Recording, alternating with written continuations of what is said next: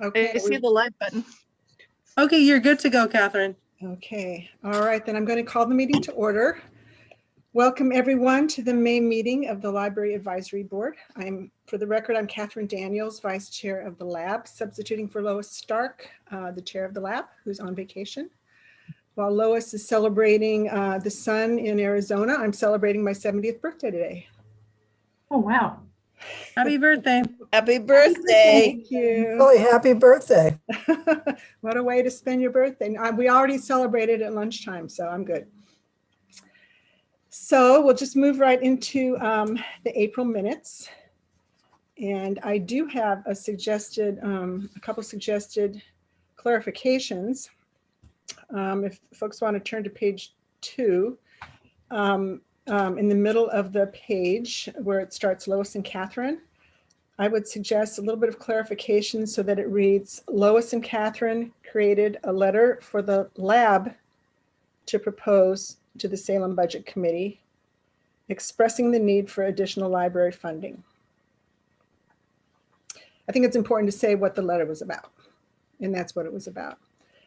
And then 2 more paragraphs down, following up on that, I would suggest that that paragraph read, Catherine made a motion to approve the letter for the City Budget Committee with the proposed revisions, and Francine seconded. Any thoughts on those proposed changes or any other changes anybody else would like to make? Hearing none, do I have a motion to approve the April minutes as amended, as proposed to be amended? I move that we. Gretchen, okay, thanks. And any second to that? I'll second. Francine seconded. Okay, moved and seconded. All in favor, raise your hand or thumbs up. I can't see everybody. Clarissa, can you count for me?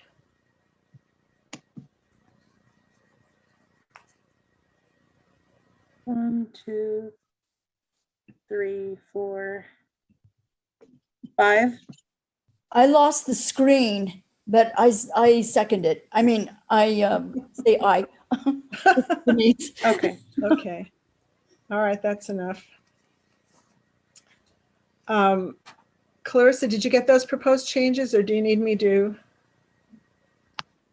Yes, I have them. read them? Okay, great. Super. All right, then we move down to public comment. Are there any members of the public with us tonight who would like to say something? No, but can I ask a question? Clarissa, can we turn on the closed captioning?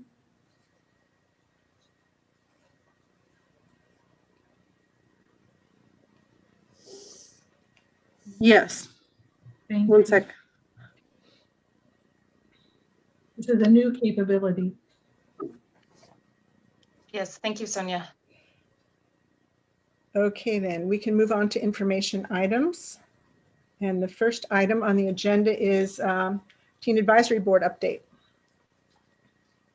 Do we have someone from the Teen Advisory Board? Hi, I'm Ariana. Hi, Ariana. I use she, her pronouns. I'm an 8th grader at Foster Middle School. Starting today, TAB is playing an important role in some staff training at Salem Public Library. Teen Librarian Sonia Somerville is leading an internal training program called Teens in the Library as we prepare to operate the new teen scene on the upper level of the library.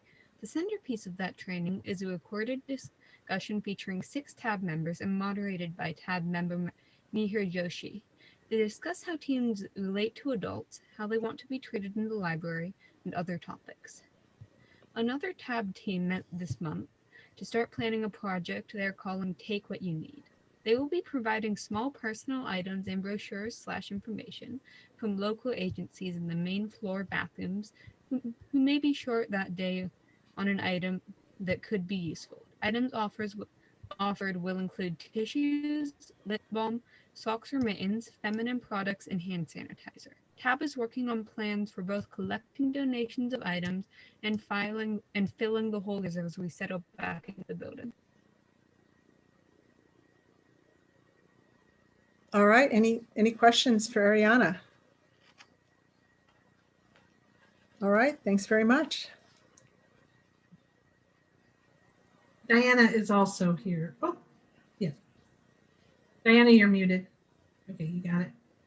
Well, my name's Diana. I use she, her pronouns, and I'm a 9th grader at West High School. Also relating to the teen scene, TAB is very grateful that there will be a chalk wall in the new space. Every time TAB or other teams have given input, the chalk wall was at the top of the list of things we wanted carried over from the old teen scene. TAB is also helping prepare for the Summer Reading Club, which will run from June 1st to August 31st this year. We brainstormed a number of ideas for how to keep teens engaged during a summer when staff will be very busy with the new library move. There are plans for an art contest and keeping up a tradition for an online version of the annual teen talent show that has finished out summer reading for many years. A TAB team is also planning and filming a promotional video for the Summer Reading Club around the theme Reading Colors Your World. The team has figured out a great plan that showcases the artistic talents of our TAB members. We'll be sure and share that with you when it's done.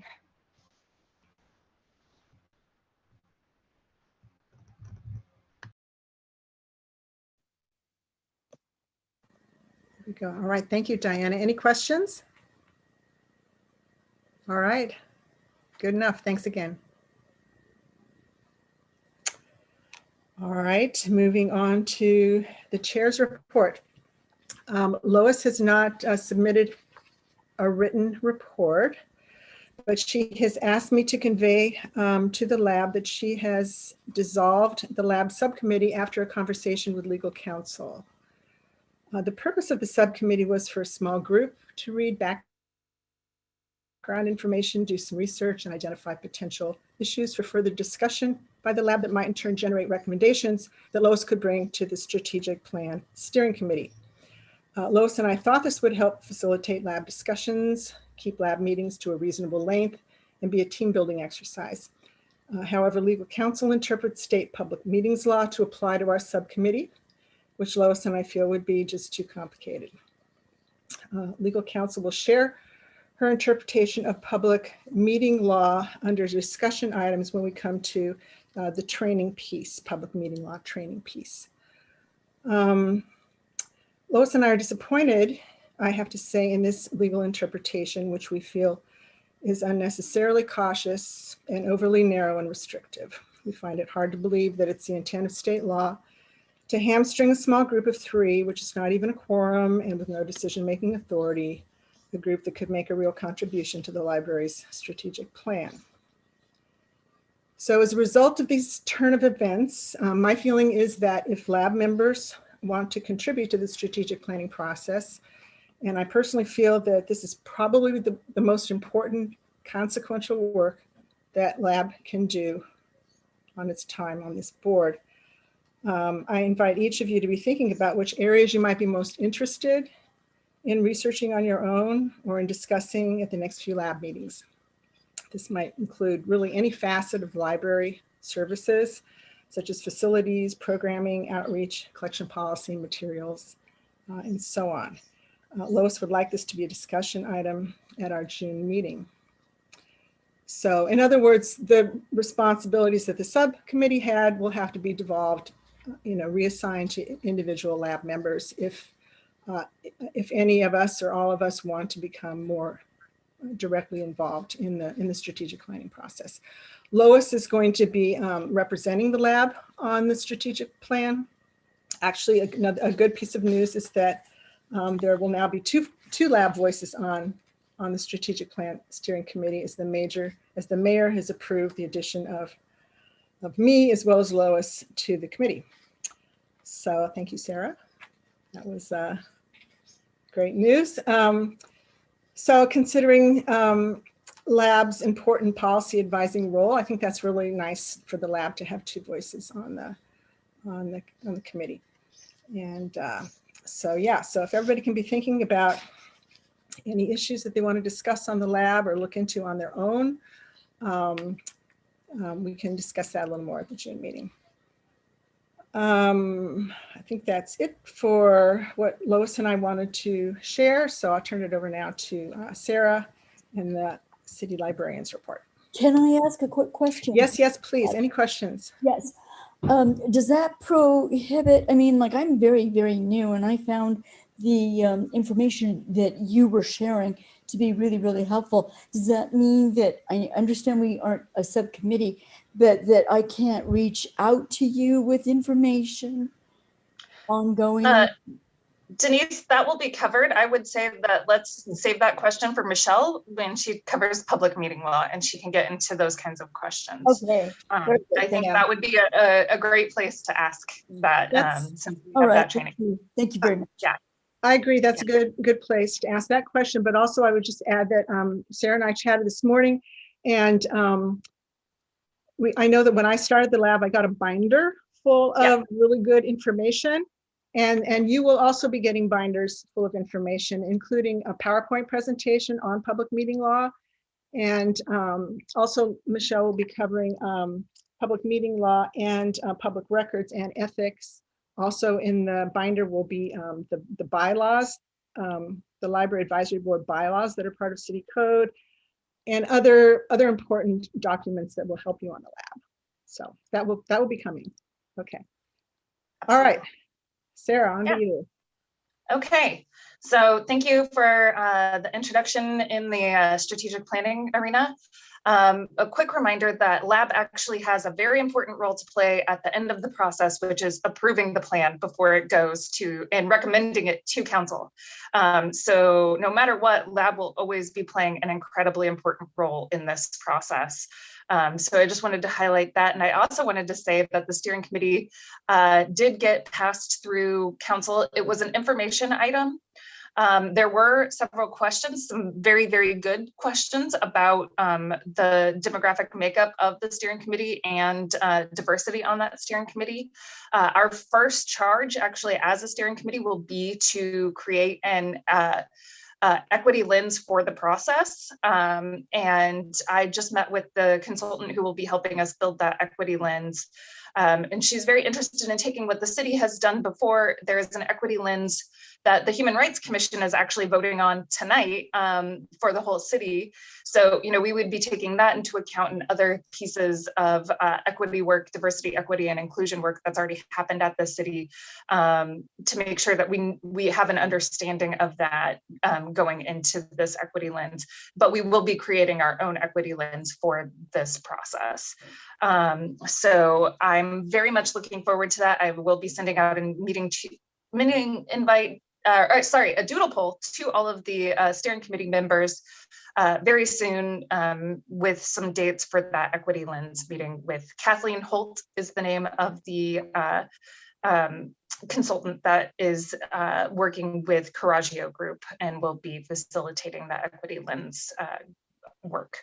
So that's very exciting. And then I think that's pretty much it for strategic plan right now. We're in the get clear phase, which is us getting clear on all of the information and data and all of that stuff that's going on in the city right now, and in the library world right now, and in our particular library right now. So it's a lot of data intensive stuff. And so the steering committee will also be getting a copy of the RFP and the updated plan Gantt chart of what activities will be happening when. And something else to note is that we do have 50 spots for one-on-one interviews and focus groups. And we're going to be reaching out very widely to different affinity groups in town and using the Salem and the Human Rights Commissions. They both have some list of different groups in town to reach out to and to invite those people to be a part of those focus groups and one-on-one interviews. So very excited to be looking at diversity, equity, and inclusion through the strategic planning process. And then the other thing I get to say is that our new deputy city librarian, who started April 26th, is here and she gets to introduce herself. Kim, take it away. Thank you. Hi, everyone. It's a pleasure to be here. My name is Kim Carroll. Like Sarah said, I started April 26th. I'm originally from Oregon. I was born in Portland at the first Best Kaiser Hospital. And I grew up in Malala largely. And then I graduated from Portland State, lived in Southeast Portland for years, worked for the Leading Library of Milwaukee for a long time, and then went on to work for Multnomah County Library. From there, we started moving. We've been moving around for 13 years. We moved to Hawaii, we moved to Virginia, and lastly, we moved to Arizona, where I've been the last 6 years. There I was a regional manager for the Maricopa County Library District. And if you're familiar with Maricopa County, I ran the City of Surprise Library. So we had the opportunity to come back home, close to family, so we jumped on it, and I'm just so thrilled for this opportunity. This library is going to be amazing when it's finished. All the work that folks are doing, it's just really exciting time with the strategic plan coming, and just it's a great time to be here, and I'm super thrilled. Thanks, Kim. And then I did want to also mention that we did a walkthrough of the library today. It's been intense how much it's changed in the last 2 weeks since the last time we did a walkthrough. The stairs are, the framing of the stairs, the new stairs that the foundation has supported us in had already been done, but now the actual wooden slats of the stairs are going in, which is very exciting to see. Signage is starting to go up, and you know, it's just starting to feel more and more like a finished library. And you know, there's still more time that we will have with Howard S. Wright will still be, you know, in the library, and their total date of completion is now late June. But we are very excited to see all of this stuff happening, and so I'm also excited to have Francine talk about the art committee later on in the meeting as well. So any questions for Kim or for me, or anything on the strategic plan or the library, the main library? I have a question. Yes, Catherine. Under collections, you may have told us before, but I can't remember. I wonder if you could tell us a little bit more about what the Library of Things is. Oh, yes, absolutely. So when we last talked about it, it was a grant that we were applying through with the foundation. It's through DEQ. Several other libraries in the state, Beaverton most famously was featured on Good Morning America for their Library of Things, and Hillsborough, and just lots of, we actually have some things in our collection. We have ukuleles, we have the fine art. So it's really, it can be, the reason the name is so sort of general is that it can be anything. Baking pans, cookware, Instapots, sewing machines, chimney sweeps, green screens, other musical instruments. It can be kind of anything. So we're actually planning on doing a survey to see what the community most wants to see us actually do in some of the categories that we've identified that have been most popular in libraries in Oregon. So, and of course, folks can also suggest something that we may not have even thought of, or a category that we may not have even thought of. But yeah, it's very exciting. We're super thrilled to have gotten this grant, and I'm very excited to see what we end up with out of it. So I have a suggestion, and that's vegetable seeds for a seed library. Yeah, that's a great idea. And I don't know if it might be a part of this, because it might be its own sub collection of things, but I love that idea. And I think we've talked about this before from your trip to Eugene. So I think it's a great idea. You would need to get hold of an old file drawer system, yeah, somehow on Craigslist. Old card catalog. Card catalog, right. Yeah. Yeah. Yeah. I don't think we have any. We might still have some in storage, but Yeah. I'm not sure that we do. Huh. Yeah, but always a great idea. And I very much appreciate that. I don't know if it'll be a part of this project, but I do think it could be a project that we do in the future. Yeah. All right, any other questions for Sarah? All right, we'll move on then to the Friends of the Salem Public Library report. Carroll here.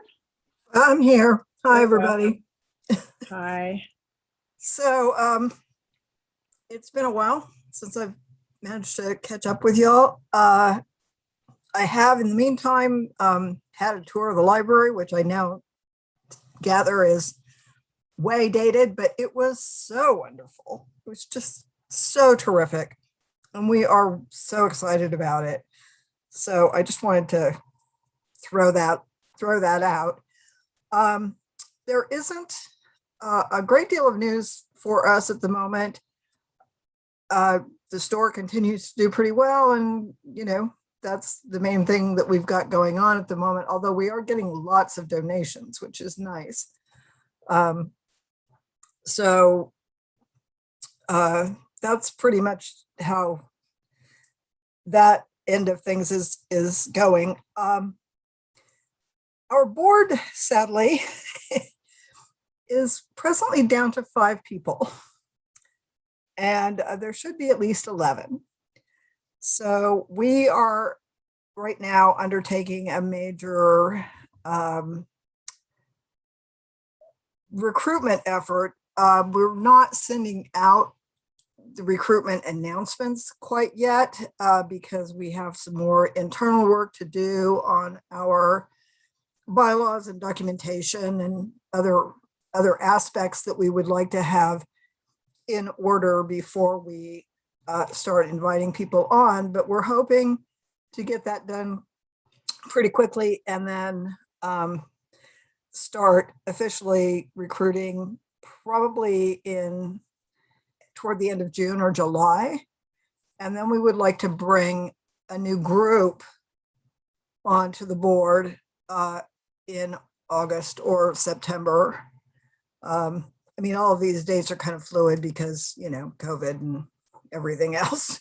But that's roughly our plan at the moment. So our little teeny tiny board right now is starting to slide into the water where we will be up to our ears, but we're optimistic and hope that we can have a really new, vibrant board to do the Friends work by the time we're back in the library. So that's the word from the Friends.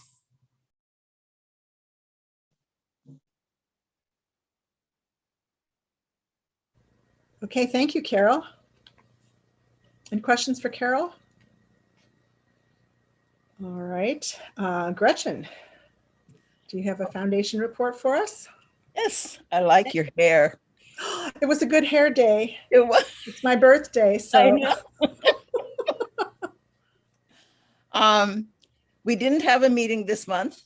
However, I have been busy working on the art that will be going back into the library. And Eileen Cotter Howell, Eric West, and myself have been working on all of the artwork to document what we have, what has been in storage, what has been out, so that we can better classify the work and give information about the work. So I've been doing research, which has really been fun because some of the artists have passed away.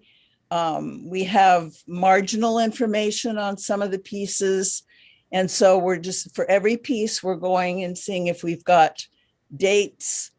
How did we get the work? Was it donated? Who donated it? That sort of thing. And then a short bio on the artist.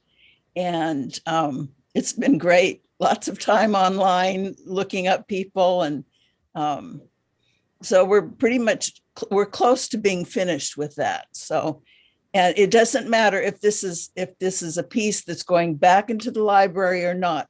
We're doing all of them. So Great. Okay. what we've been doing. All right. Any questions for Gretchen? Thanks, Gretchen. All right. So moving on to discussion items. The first discussion item is our Salem suggested policy idea. So you all know that that the lab proposed some policy language for the Our Salem comprehensive plan some time ago, gee, probably a year ago, almost a year ago. And the city staff largely accepted the language we proposed. They made a few changes, but I'm gonna tell you what I'm gonna repeat what they've already got in the draft plan that has gone to City Council. Library services, improve access to library services in Salem neighborhoods through enhancements such as mobile and virtual programming, co-location of services with other amenities, and additional branch libraries. So Lois and I thought that was that. And then we heard that the Our Salem plan continues to go on, and that city staff had actually proposed an additional policy of its own.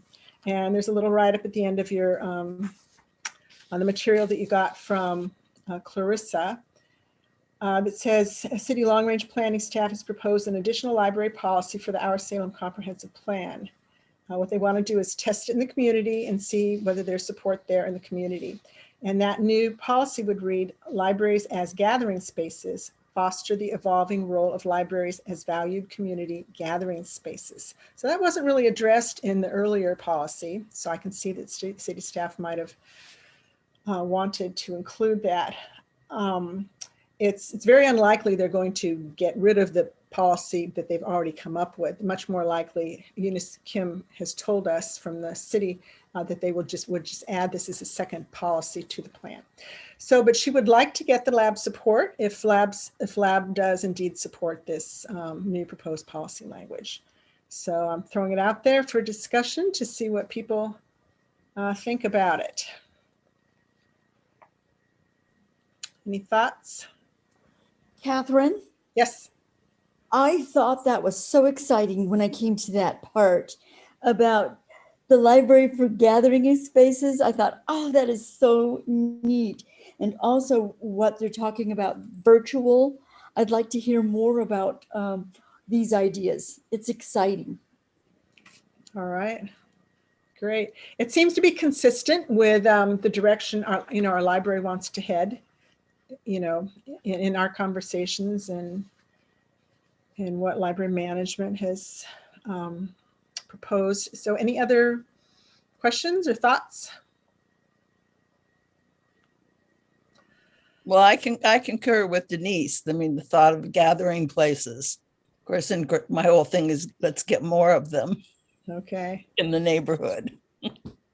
Well, do I hear a motion to? Well, can I say something? Yes.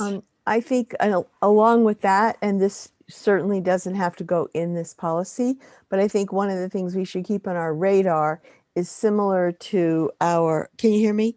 Similar to the parking issue, that we need to address the barriers to people being able to make use of spaces within the library. The costs associated with utilizing spaces can be prohibitive for community groups and particularly people who are not advantaged economically to utilize non-public spaces. All right. That's a good point. And I know we've discussed that. Very good point. On our subcommittee. Anyway, so are you proposing that be made, that we propose that as part of the language, or just that we keep that in mind as we go forward in the strategic planning process of our own? Maybe there's a way, you're a good wordsmith, to put in there, like reducing the barriers to the utilization of the gathering spaces or something like economic barriers. Well, yeah. Can I speak to this a little bit? Of course.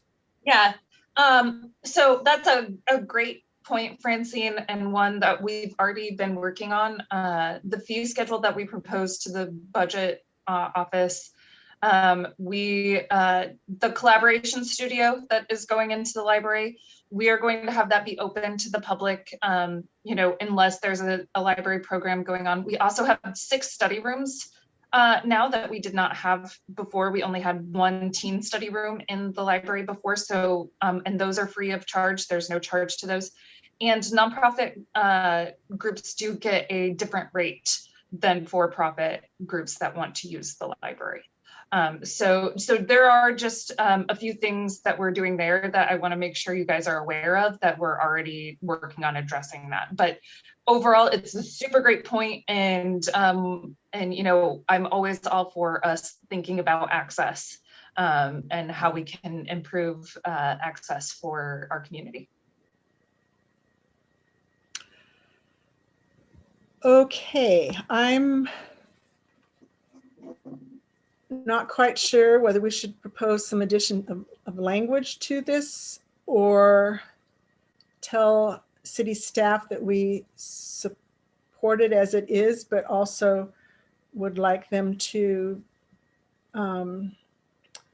let them know that we're also concerned about barriers, or perhaps after what Sarah has just said, we might not think that barriers are an issue. So what are people's thoughts? Well, I think we should support it, because it's generally just something we really very much agree with. And I don't know if we can have a friendly amendment, which wouldn't require that they accept it or not, but express our support. And we could simply say, if you want to add a friendly amendment to the language, that libraries as inclusive and accessible gathering places, and see if they like something like that. As well, the word valued is in there right now. Foster the evolving role of libraries is valued. You could put it in the first part, which just says gathering spaces. Libraries as inclusive and accessible gathering spaces, and then they repeat the gathering spaces later. Oh, okay. Libraries as inclusive as, and what? Accessible. And accessible. But only as sort of a friendly suggestion, not to say we won't accept it otherwise, because I think we're in support of this idea. Okay. Does that address the issue of barriers, or are people satisfied that the barriers are few? I guess if someone wants to entertain, well, this isn't the place to entertain. Well, okay. You can do it, Catherine. Okay, so Catherine needs a motion to add a action item to the agenda for a recommendation. So what she needs is a motion for this being an action item. Right, that's right. Without, Yes. we don't need the language right now, but we need to know if people are ready to take action on it. And if so, please somebody give me a motion to move it to the action item section of the agenda. Good job. Okay, do I have a motion? Yes, Catherine, I will propose a motion to move this item to an actionable item. You? Do I have a second? Second. Thank you. All right, all in favor, say aye. Or raise your Aye. hand. Aye. Aye. Aye. Okay, let's be thinking about what kind of language that's going to be. All right, so next, thank you, everybody. Good thoughts. Next, we have public meeting law training by our new legal counsel, Michelle Teed. And I would just say that she's going to give us, she's going to cover the issues generally, the way legal counsel always does whenever there are new members on the lab. And so some of us had heard these before, but she'll also address the specifics of the dissolution of the subcommittee, that issue as well. So with that, Michelle, take it away. Okay, thank you, Vice Chair Daniels. It's really nice to see everybody tonight. Thank you for having me. And thank you for your interest in public meetings laws and public records laws. My intention is to talk about public meetings and public records. I did not intend to talk about ethics, but I would be happy to bring a short presentation about that if you want to put me on a future agenda to talk about that. So just to lay the foundation, you, like me, in ordinary life, we're walking around ordinary people doing what we do. But when we come to do the city's business, particularly you as board members, you are subject to the public meetings laws and the public records laws. And so that's what I want to cover tonight. My job as an assistant city attorney is to provide advice and guidance and really do sort of put forth my best effort at helping you do your work in a way that complies with the law, and also to do what's in the best interest of the city. And I think Catherine hinted briefly that my advice was fairly conservative, and it was, but that is the role of our office, because we're trying to make sure that all of our employees, our staff, our boards and commissions are doing things as close to the law as possible. Really, we don't want to get the city in trouble. We don't want to get ourselves or each other in trouble. So with that, I'm going to, I have a training presentation ready. So I am going to share my screen, or I'm going to try to share my screen. I haven't done this on Zoom before, so this is a little bit new for me. And Clarissa, Michelle might need your help with the sharing. So just, yeah, there we go. All right, so it sounds like some folks can you see that?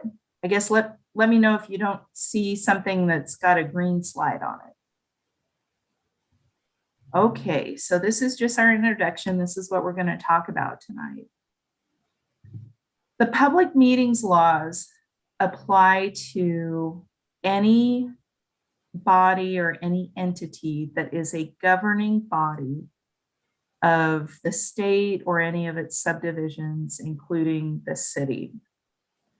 And here, the city has created the Salem Public Library Advisory Board and has a role in appointing the members to that board.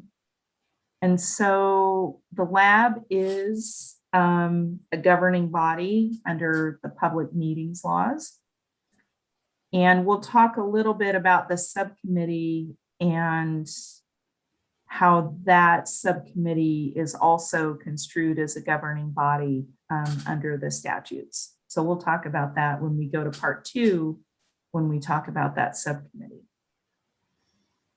The key part here is under the statute is that the public is entitled to be aware of the deliberations, and there's no statutory definition for that. It's sort of like, you know it when you see it, which can be hard, but it's the process of making decisions or recommendations to another body that are covered by the public meetings laws. The important part here is that the statute also refers to the public having access to information upon which decisions were made. And essentially that means that information should not be gathered and discussed and contemplated in a meeting that's not a public meeting and then brought forward to the public. So the public needs to see basically how the sausage is made. Okay, so the policy and the purpose of Oregon public meetings laws really make sure that, as I said before, the public's business, how the public's business is made, how decisions are made, the information that goes into that, and the options that are discussed should be open to the public. And the key, of course, is giving the public notice of time and place, making it accessible to everybody, including anyone who needs accommodations. And we'll talk later, obviously, taking minutes and keeping minutes. We talked briefly about who is subject to the law. And the key phrase here is who is a governing body of a public body for which a quorum is required in order to make a decision or deliberate toward a decision. So a quorum obviously is just 50% plus one. So that's important for you as library advisory board members in general, as well as for the subcommittee that we'll talk about later.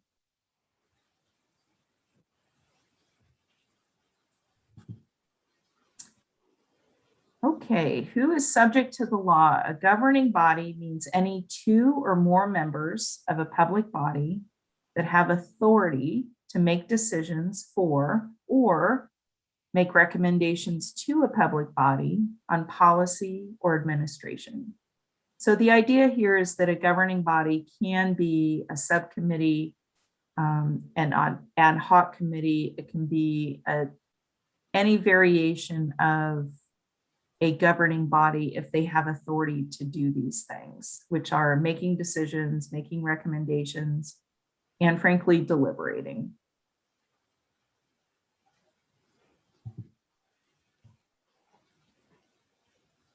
There's often a question about what is a meeting within the construct of the public meetings laws. And a meeting is convening of a governing body for which a quorum is required. The very thing you need to be careful about here, two things. One, how many people are participating in a discussion? Is it a quorum? Is it 50% plus one? And then secondly, what work is being done? Is it the work of the committee or is it something else? So you'll see item number 2, or the second bullet here, public meetings laws apply to a meeting even if the sole purpose is to gather information and not make a decision at that time. The classic example is work sessions. You probably see the city council have work sessions all the time on homelessness, budget issues, a variety of things. And so that is something to keep in mind with respect to whether public meetings laws apply. An event where you have less than a quorum of the public body, or you have a social gathering or an on-site inspection. So less than a quorum means the public body isn't meeting. And then social gatherings and on-site inspections mean that the work of the body is not being conducted at that time. You're just taking in, if you were doing an on-site inspection, you would just be taking in information.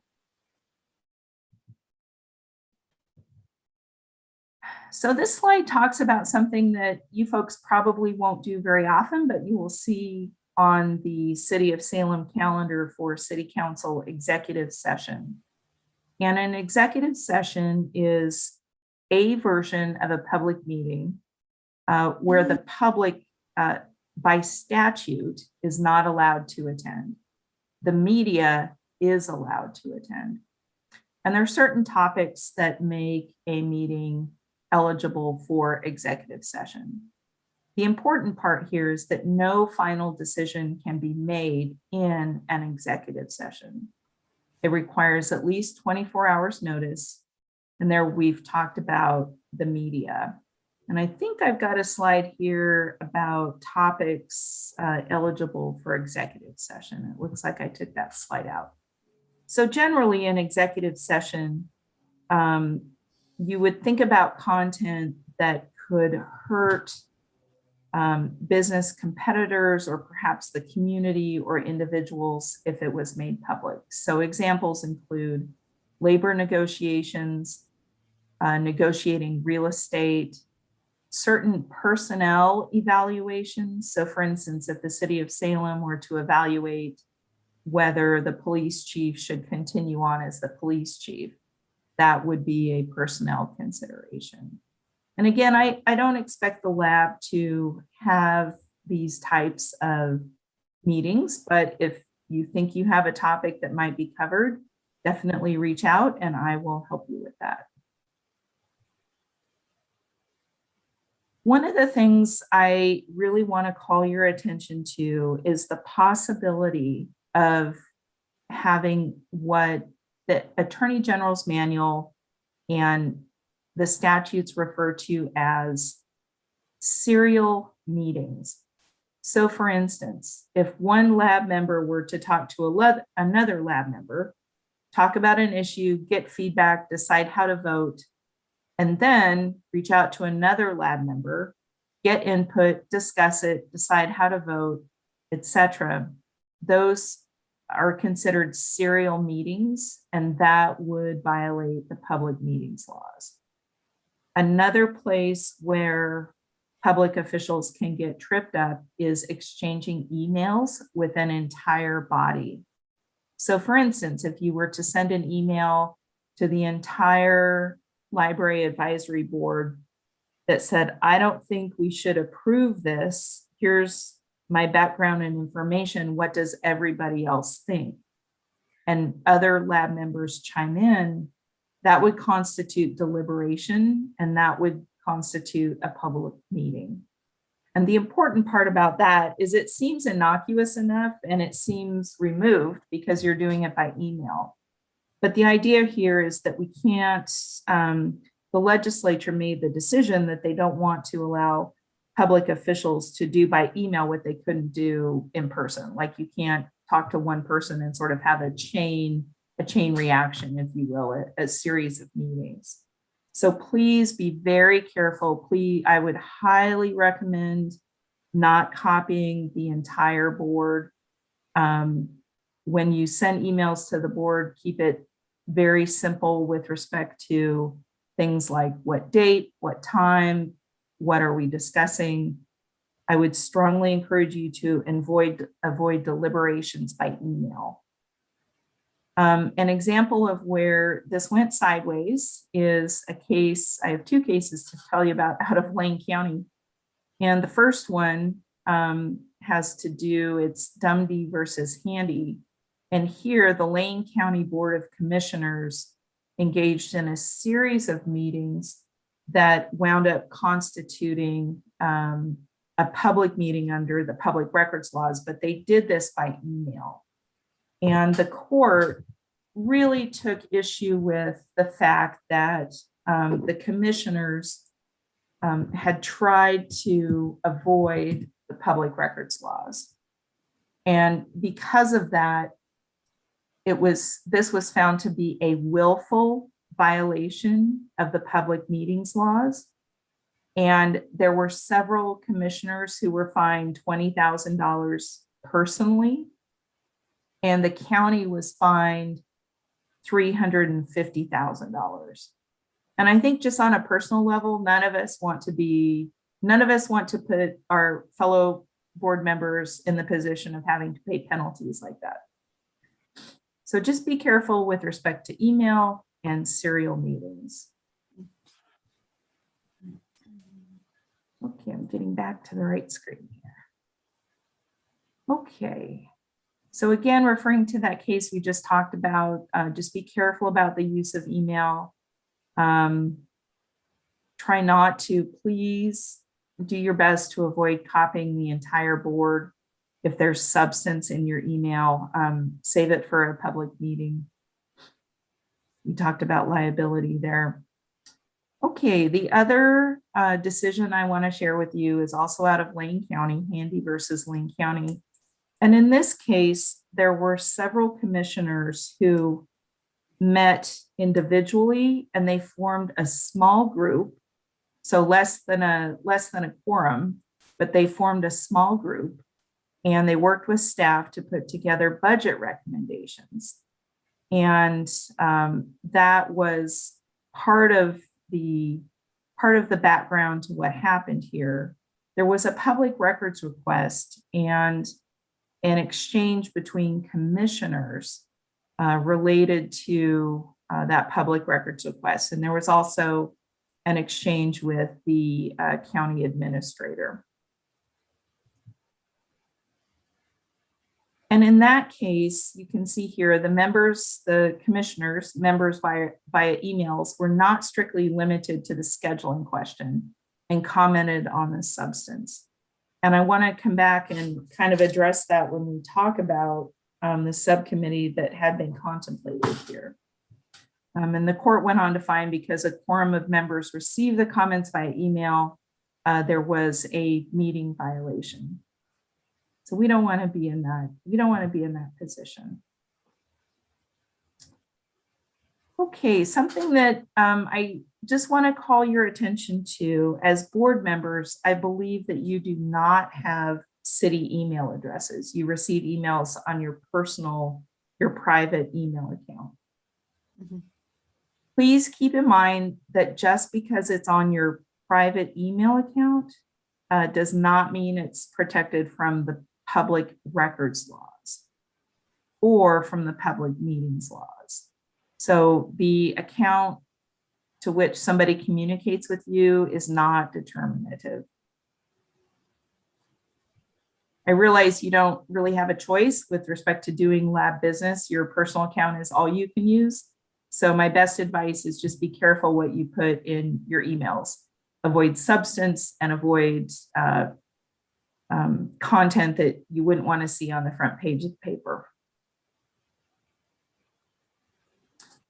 Okay, so I want to talk briefly about the public records laws. The public records laws give the public the right to inspect public records, and it applies to any record that a public entity creates, receives, maintains, or holds in the conduct of its business. This will apply to emails and other materials that are provided to you. Here, if there are requests for those records, if they're provided to you, somebody at the city would have that record and could provide it. I do want to just raise your awareness, though, that emails on your personal account could be subject to the public records laws. Your handwritten notes from a meeting might be subject to the public records laws if we got a request. And the one important thing to keep in mind is that the identity of the requester, the purpose for which they're requesting the records, and what the requester thinks their need is for the records are all irrelevant to responding to the public records request. If we have it or have access to it, meaning the documents that are requested, we have to provide them. And there are some exceptions to that. I only have a couple slides here on public records law because I don't think this is going to come up very often. But if you have questions or there is a request or you have concerns, I'm happy to help you with that. So a public record is, we talked about this briefly, any writing that contains information relating to the conduct of the public's business. It gives some examples here, but again, handwritten notes, emails would definitely fall within that. The city uses an online tool to receive and process those requests, and each department, and frankly, many divisions within a department have a designated records manager. So there is somebody designated to field these kinds of requests and gather what would be responsive, as well as decide if there are any exemptions that apply. But our deadlines to respond are very short. So 5 business days to get our first response out, usually another 10 business days to respond or provide an estimate of when we can respond. And that's it. Does anybody have any questions about the public meetings laws in general or the public records laws?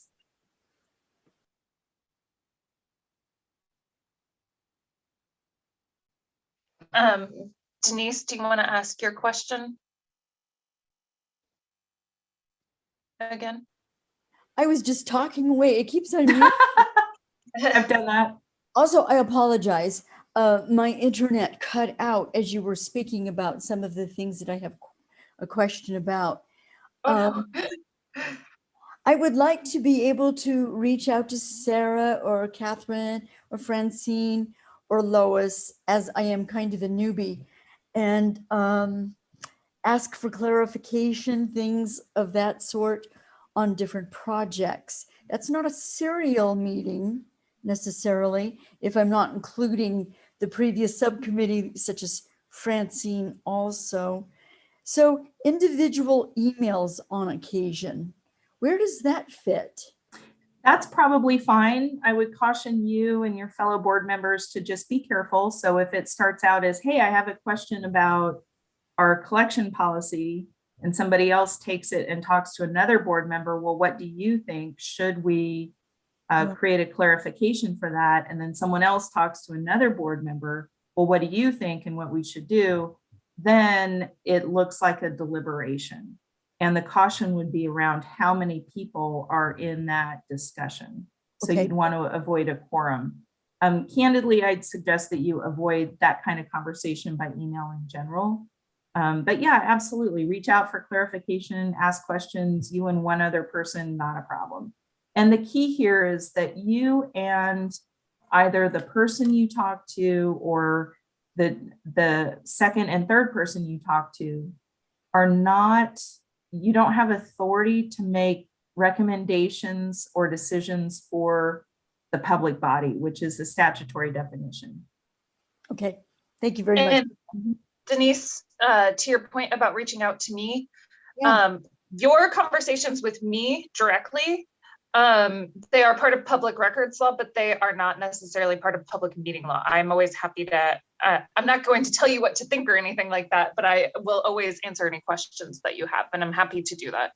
And if it's something that it needs to be explained more broadly to the group, which does happen, I can send out an email to the whole group talking about, clarifying a point that maybe has been brought up in our conversation. But the serial meetings, I think, is where it gets tricky. And But meetings by overnight, email. fine. Yeah. Okay, other questions, comments, concerns? I do Kind of want a- to make one clarification. Sure. It's Dumdi, not Dumdy. Was the Okay. commissioner for Lane County. Do you know Dumdi? Yes, I do. You do? I used to work for Lane County Legal Counsel when she was commissioner. No kidding. Good Yeah. for you. Well, I'm going to A make million years ago. Okay, that is good to know. Yeah. Small world. Yeah. And I think the point that Michelle wanted to make with that, and the point that really hit home for me, is that the state does take this incredibly seriously. And so we should too. And so I just kind of want to echo that and reiterate that. And,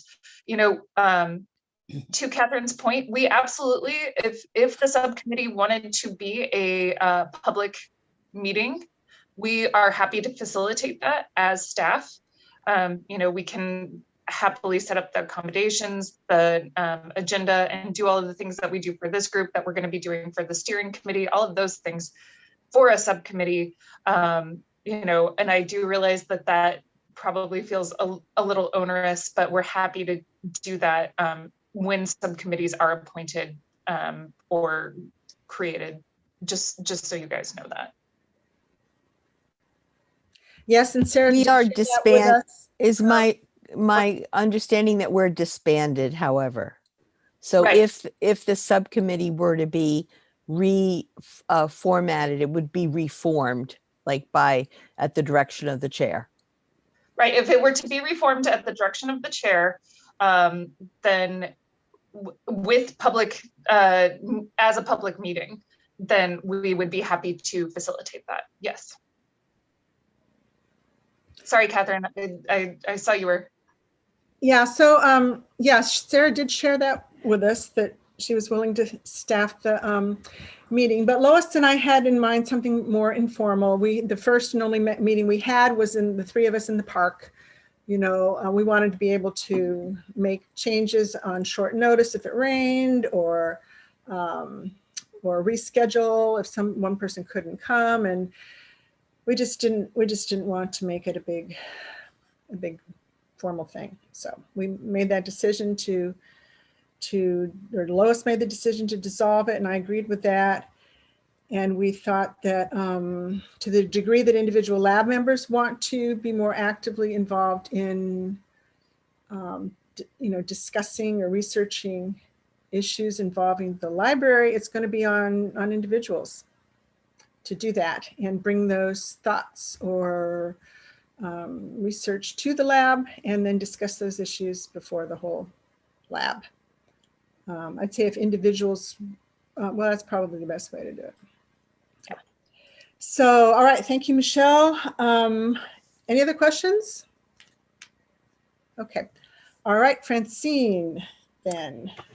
So the day after our last lab meeting, there was a Zoom meeting call with the artist who's a sculptor, Amanda Wojcik, who is putting together the sculpture art for the sheer wall at the in the library. And so she was involved the artist was involved in that meeting, and she explained that she has finished her fabrication of the parts, and she stated that she's excited at how it's fitting together. We saw on the Zoom the unassembled pieces, which were basically hanging. They're steel, and you could kind of get the sense that they were like drying on racks, being protected. And she has totally completed the white gloss painting that was that she needed to do, and she was about to start the hand painting, which would be bringing in much more color as into the design than originally had been proposed. She is on target for a June 10th installation, a June 10th completion and a June 11th installation at the library, and she's contracted with a installation company to do the work, or individual to do the work. And she realized how the shadows and different viewpoints in the library will enhance the design that she has developed. She hasn't as yet entitled the work, and there was some discussion of that. And there was also discussion of ideas for perhaps community and children activities that would be encouraged by the art, that would be in line with the design. And then today, the Salem Public Arts Commission meets on the morning of our lab meetings generally. And I zoomed in on the YouTube for that, because they are involved with the all Salem art that is in public places. And so today they discussed additional issues related to the library art. And I think Gretchen has already mentioned the coming up with the individual pieces and getting the names right, and the history, the provenance of the pieces being researched. And today the SPAC, is what they call themselves, discussed ideas to inform the public about Amanda, the artist, and about her sculpture, and maybe including some of her former works. They also are discussed choosing a site in the library for a new piece that was donated by artist Betty Leduc, entitled Trees of Life. And they talked about deciding where to display and how to display the up to 88 public art pieces that the Salem Public Art, that is part of the city's collection, including the mounting of a bird, remounting of the bird sculpture that was taken down, and also getting the Setzel wood screen back from the Willamette Law Library and cleaning it and oiling it and getting it ready for installation, and also trying to determine where. So I'm hoping that Gretchen's involvement with the research as part of being on the Salem Library Foundation board, we appointed her to be the member, and perhaps a staff person from the library, maybe one of us from the lab. I would really hope that they're forming a subcommittee. They came up with kind of random hands. I think Paula Booth, and maybe one other person were interested in kind of doing this, going there and looking at the space.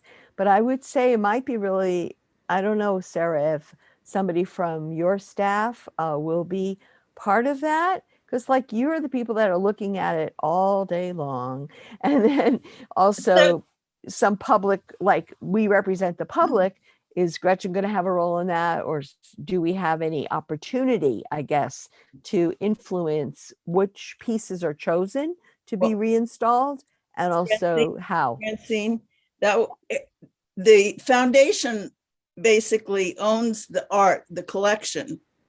And no, not true.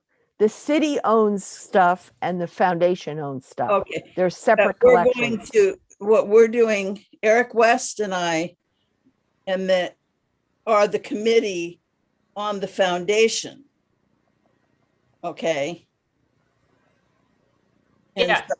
What, Sarah? Yeah, so yes, so there's the art committee for the foundation, and then it sounds like there might be a subcommittee for SPAC. The architect has actually pointed out places in the design where art would fit best to both of these groups that I've had the ability to look at, and our staff have had the ability to look at where those different art places would be in the library, including like the bird sculpture. One of the original ideas for that bird sculpture was to put it by the stairs to the children's department, and our youth services library head Karen Fisher was like, children are terrified of that sculpture, maybe let's not put it there. And so now the location is moving. So we do have some influence on where things are going. And the new Betty LeDuc, Heather Dimke, the staff liaison for SPAC, had already contacted me about the Betty LeDuc piece and where it could potentially go in the library. But the foundation, Kate and the Foundation Art Committee and the SPAC folks like Eileen have been working really, really closely together on building, that information. Phil Hatt, who is our coordinator for the signage, they had created templates for art. And so this group that is working together is going to be filling in those templates with the information about the artist, provenance, year, all in a description, basically, I think is kind of the other part of it. So yes, these are all great questions and great points to bring up. It's stuff that happens kind of so much in the background that I forget that it's something of interest to everyone. So I'm always happy to talk about that. But yeah, I'm really thrilled with how close the relationship between the foundation and SPAC has become, because the two collections there are two different collections. There is the foundation collection and the SPAC collection. And we want everything to be really cohesive and to have a general overarching purpose of bringing art and culture to the library. And in the past, I don't think the foundation and SPAC have been on the same page as to what kinds of art and what they're doing with the art. It's been a little bit more haphazard. So this feels a lot more planned and thoughtful about art in the library. Sorry, that was a very long explanation. And Gretchen, please feel free to correct me if I'm wrong about any of that, but that's kind of my understanding. Yeah. Francine, does that answer your questions? And go back to any of the thoughts that you have on this? Well, I'm eternally grateful to you. When I brought up concern about the, what was proposed, that you heard me, and I think we made an improvement, got the artist, we met, and then we spoke with the artist about our concerns, and I'm really grateful for that. You need to know that, because Well, thank you, Francine. I'm glad I could help carry that conversation forward. I think your concerns were really good ones, and I think we're in a really good direction with the color of the sculpture now. So I'm happy with the result that came out of that conversation. Is there any way we can have another tour? That's a great question. Potentially, we're getting so close. It's actually going to be time to start moving back. We're deep into move back planning now. So let me talk to Erin about that, because Erin would be the one who needs to coordinate that. And we'll see if that's something that we can arrange for you guys. But we're getting so close, it's going to be something where you can actually just go to it one day. Just walk right in the doors, COVID willing, and all of that stuff. So. Okay, thank you, Francine and Sarah. So moving on to our only action item, which was the policy related idea. So I've been sitting here thinking a little bit. So Francine had brought up the issue of potential barriers. Sarah on the lab brought up the potential for including inclusive and accessible language. I'm thinking here, certainly accessible could include barriers, reducing barriers. And also, let's remember that this policy is for a very broad, long-range comprehensive plan, whereas we have a lot of opportunities in the library strategic plan, which is much more specific to get into any potential barrier issues. And so that's a thought of just thinking of the word accessible as potentially including barriers, and possibly supporting the language that we've been given by the city, but adding the, as Sarah on the lab suggested, the inclusive and accessible language. Sarah, did you have a thought? I did actually. One of the things that I've sort of started absorbing is to use the term that you're in, reducing barriers. It's actually a more positive spin on the concept of reducing barriers, I think. So for me, I really like that language in the policy. Not that anybody cares what I think, but or needs to care what I think about it, but that's kind of been the way I've been sort of. I think accessible. Yeah.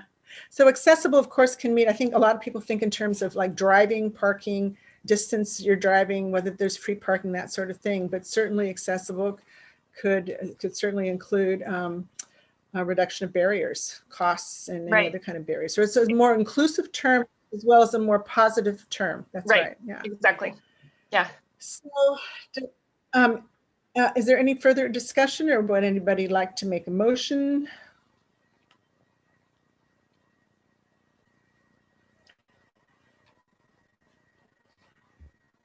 I don't hear any. Whoops! I don't hear any motion. No, I don't have the language in front of me. Yeah. Well, can you read the? Are you in the Robert's rules? Are you able to read I can the read it. It's very statement?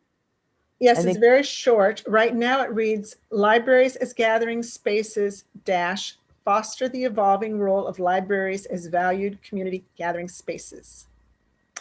And Sarah on the lab has suggested. Libraries as inclusive and accessible gathering spaces, dash, foster the evolving role of libraries as valued community gathering spaces. So the thing is, my suggestion is also that we agree with the language the way it is, but suggest this as an addition, but don't require it, because I think we don't want to hinder this kind of policy, because I think in general, we're in agreement that we want to support this idea. I think you're exactly right, because this language isn't going just to us. This language has already gone out to people all over the city. So it certainly would be easier on them to support it if we agree with it. And then, as you say, Sarah, add some additional thoughts along the lines you suggested. Then I need a motion if we're going to indicate support to the city. I move that we indicate support to the city. Yes, you said. Gretchen, you need to be a little bit more specific in your motion. Just say with the friendly amendment recommendation. Gotta remember to keep my mute on. There we go. That we follow what Sarah has suggested in keeping the friendly language available, but I move that we accept the city's wording. Okay. With the addition of With the Sarah's, friendly language. okay. Yeah, got it. All right. Is there a second? Second. Thank you. Okay. Show of hands or thumbs up. Well, I guess I will then. Yep. I can't count. I can't see everybody. So Clarissa, have we got a quorum here? Yes, we do. All right. Thank you. I will write Eunice Kim a little note. Tell her we support the lab supports the language as is, but we have a suggestion for a friendly amendment to include some the words inclusive and accessible. Thank you. I think she's a big library supporter, and so I'll be glad to get back to her to let her know that we're paying attention and that we appreciate her prioritizing the library in the plan. Not every plan even addresses, not every comprehensive plan in a city even addresses libraries. Oh, goodness. So I was very excited about the addition of that second. good. Yeah. Good. So are there any miscellaneous board items? Nothing? All right. Then I guess we adjourn. And thank you very much. This wasn't too hard. Did I do all right? You did very well. Yep, good job. Happy birthday. Happy birthday. Happy Thank birthday. you. Happy birthday. I'm going to go take a walk. It's so beautiful outside. It is. It is. It's really good All for right. Well, enjoy the Celebrate wonderful well. weather. Thank you.